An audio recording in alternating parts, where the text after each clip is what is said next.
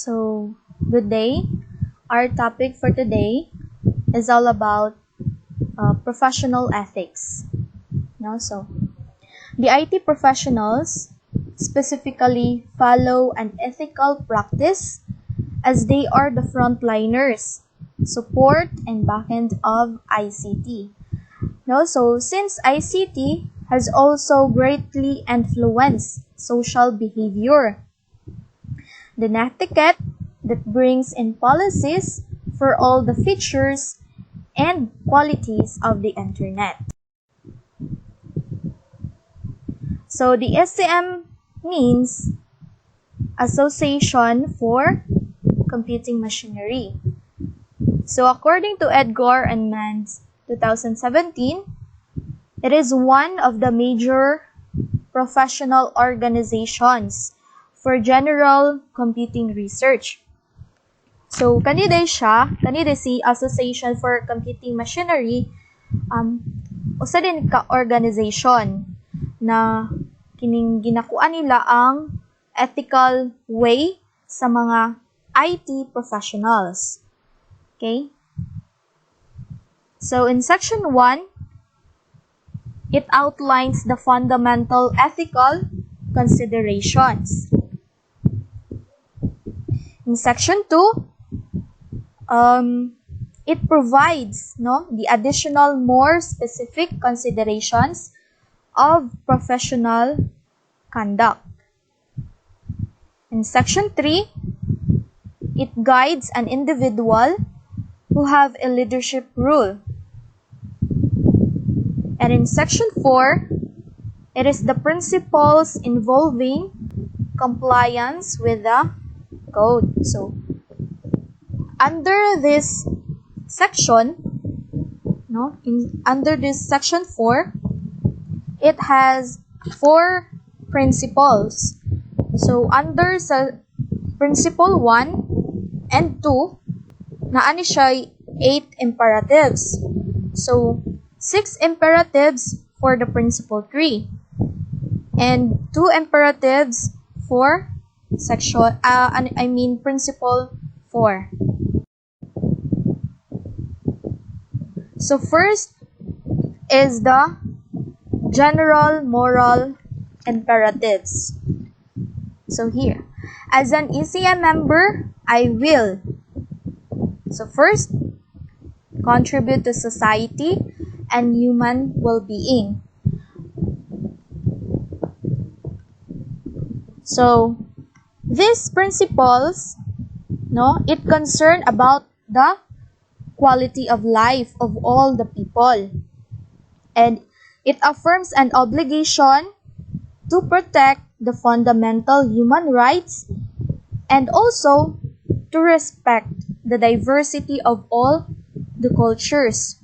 So, its essential aim is to minimize negative consequences of computing system. It includes the threats and the traits to health and safety. Okay, so in addition to this, to have a safe social environment, so human well-being includes a safe natural environment. So therefore, ang computing professionals who design and develop the system should be alert, and make others be aware too. Okay, to have any potential damage to the local or global environment. Next is avoid harm to others. So harm means the negative consequences, such as the undesirable loss of information, loss of property damage, or the unwanted environmental impact. Okay, so this principle, it prohibits the use of computing technology. So in a way, nga maka result sa harm sa user, sa general public, sa employees, and even sa employers. Okay? So, third is be honest and trustworthy. So the honest computing professional will not make deliberately false or deceptive nga mga claims about sa system or sa system design. Okay? So, ang computer professional naa sila duty to be honest about sa ilahang own qualifications and about sa mga circumstances nga mag-lead to conflict of interest. So, honesty, it is an essential component of trust. Why man? Kaya it's because kung walay trust, ang organization can function effectively. So, be honest and trustworthy. Next is be fair and take action not to discriminate. So, the values of equality, the tolerance, respect for others. So, these principles of equal justice govern these imperatives. So, ang inequalities between sa mga different groups of people nga it may result sa use or misuse sa information, no? So, to be in a fair society, so all individuals na ay dapat would have equal opportunity. Equal opportunity in a way nga to participate or even maka-benefit from it. So, the use of the computer resources, regardless sa race, sa religion, gender, age, and other similar factors. Next is honor property rights, including copyrights and patent. So, kani siya, the violation of copyrights, patents, the trade secret, and the terms of license agreements is prohibited by this law. No? So next is give a proper credit for intellectual property. Understandable naman po ang sa 1.5 na imperatives, the honor property rights including the copyrights and patents. So mag-move na ta sa 1.6 na give proper credit for intellectual property. So the computing professionals, they are obliged to protect the integrity of intellectual property. Okay. Next is respect the privacy of others. So, kani siya, it has the responsibility of professionals na dapat to maintain the privacy and integrity of data describing the individual. So, kani siya nga imperative, it implies that only nga mga necessary nga mga amount of information ang ginakolekt sa system, nga that retention and disposal periods for that information be clearly defined and enforced. No? So, the personal information gathered for a specific purpose lang, not to be used for the other purposes without sa consent or authorization. Okay, so these principles, i-apply siya to electronic communications, include sa electronic mail, and mag-prohibit siya sa mga procedures na mag-capture or mag-monitor sa mga electronic user data, include sa messages, kung walay permission or bona fide authorization sa user. Okay? Respect the privacy of others. Next is honor confidentiality. So, this ethical concern is just to respect, no? Respect all obligations of confidentiality to the employers, to the clients, and even the users. No? Okay. Next is more specific professional responsibilities. So, as an ECM computing professional, I will first is to strive to achieve the highest quality, effectiveness, dignity, and excellence. One of the core values of Liceo. Excellence. So, excellence is perhaps the most important obligation of a professional.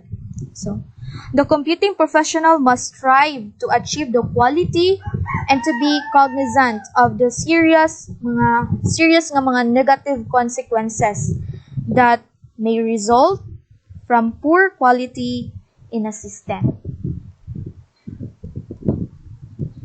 Next is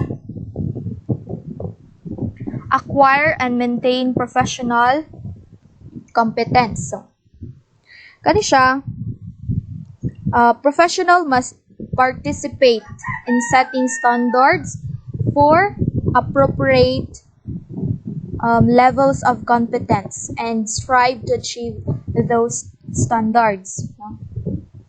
So, kani po din siya mag-upgrade ang ilahang technical knowledge and competence. No? Like doing sa mga attending sa mga seminars, okay? Sa conferences, nga to be involved in a professional organization. So, dapat po di ay competitive. Next is know and respect existing laws pertaining to professional work.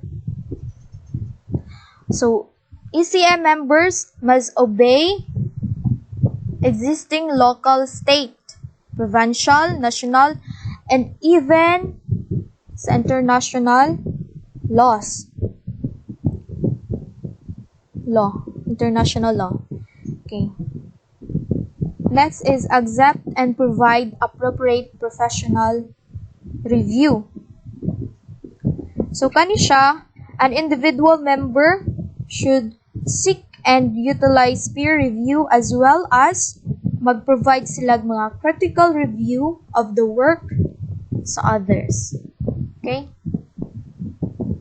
Next is give comprehensive and thorough evaluations of computer systems and their impact, including analysis of possible risk.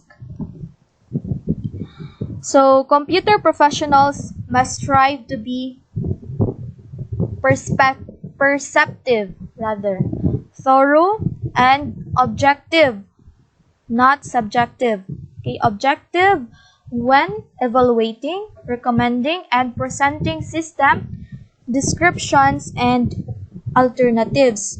So, computer professionals are in a position of special trust. As what I said, no, a while ago sa 1.3 nga imperatives. No, the be honest and trustworthy. Kay ang honest is an essential component sa trust. Kay if without trust, ang kining organization dili mag-function effectively. Okay? So therefore, have a special responsibility to provide objective, credible evaluations sa employers, sa clients, and even sa users, and also sa public. Okay?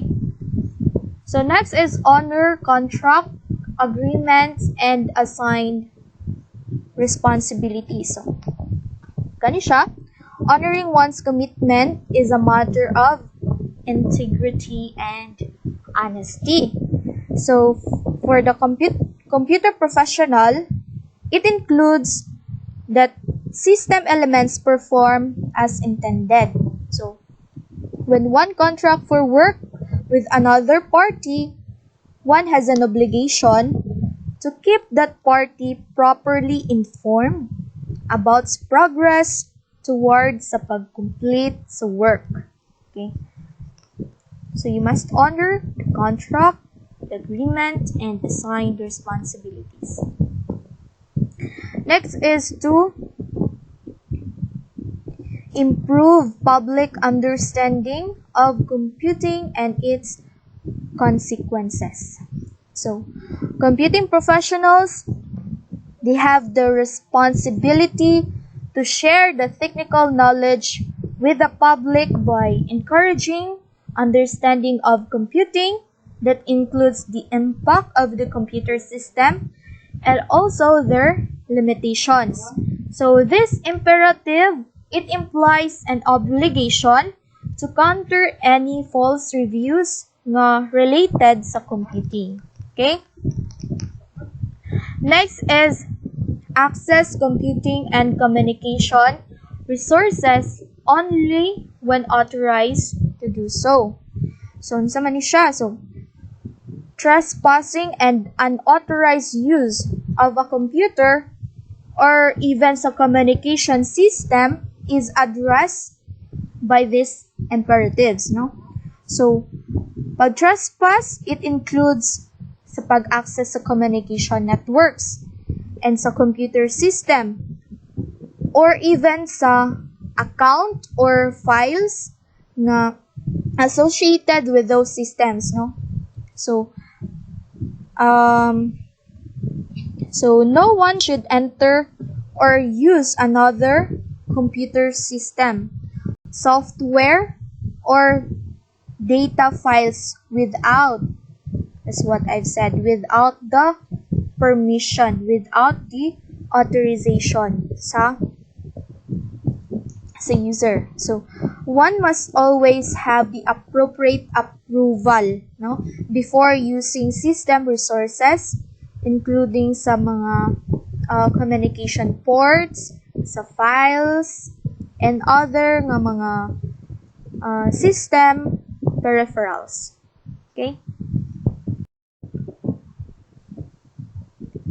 So, next is the organizational leadership imperatives. So, in this content, no, so leader is viewed as any organizational or even gani sa educational responsibilities. So, it may apply to any organization as well as the leaders such as sa corporation, sa government agencies, and others sa mga employees, and also sa volunteer professional organization. So, as an ECM member and organizational leader, so I will first articulate social responsibilities of members of an organizational unit and encourage full acceptance of those responsibilities. So, you have responsible ka sa imuhang members. So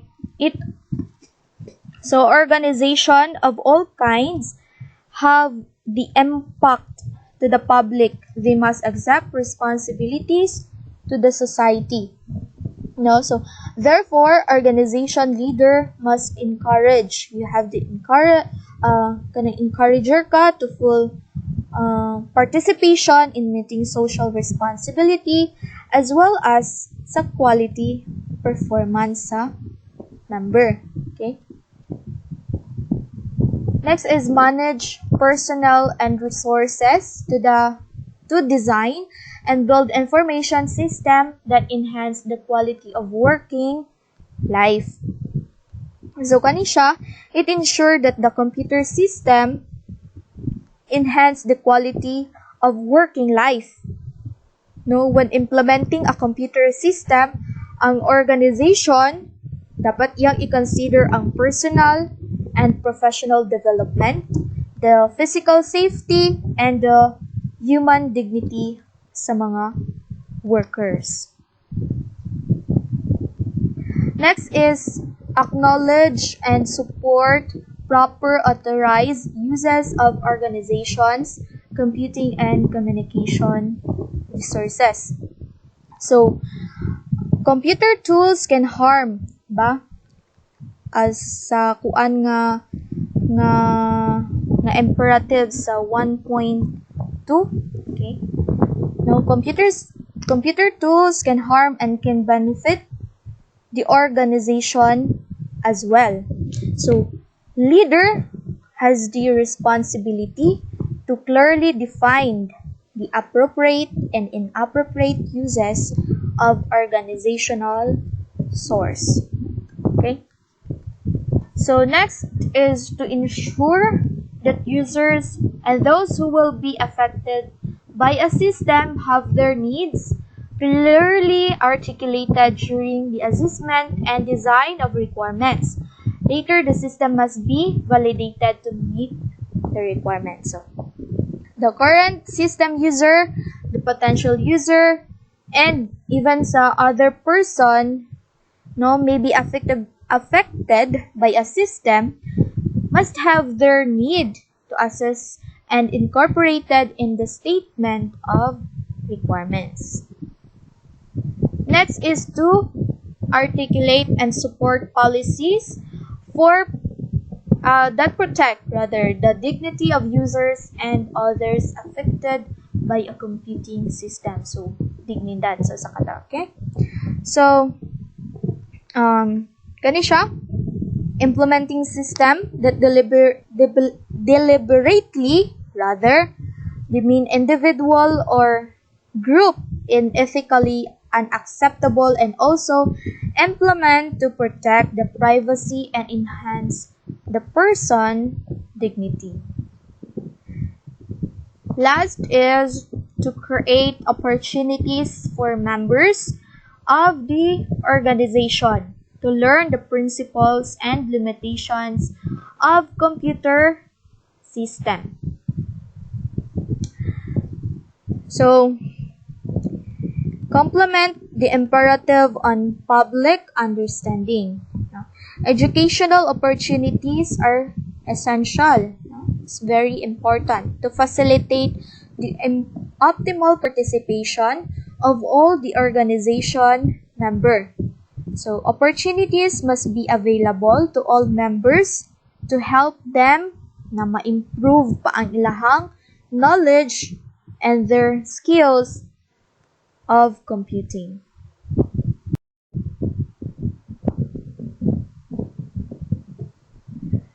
So, next is the compliance with the code. So, last na ni siya. As an ECM member, I will uphold and promote the principles of this code. So, it says there that the future of the computing profession nakadepend sa both the technical and sa ethical excellence as well, no? Not only sa important sa ECM computing professionals to adhere to the principles na gina-express ani nga code. So, each member should encourage and support adherence by other members. Next is treat violations of this code as inconsistent with membership in the ECM. So, adherence of professionals to a code of ethics, it is largely a voluntary matter. So, However, if a member does not follow sa code, no, by engaging in gross misconduct, membership in ECM may be terminated. Okay? So, this is the under the compliance with the code. So, that ends the presentation. Thank you and God bless.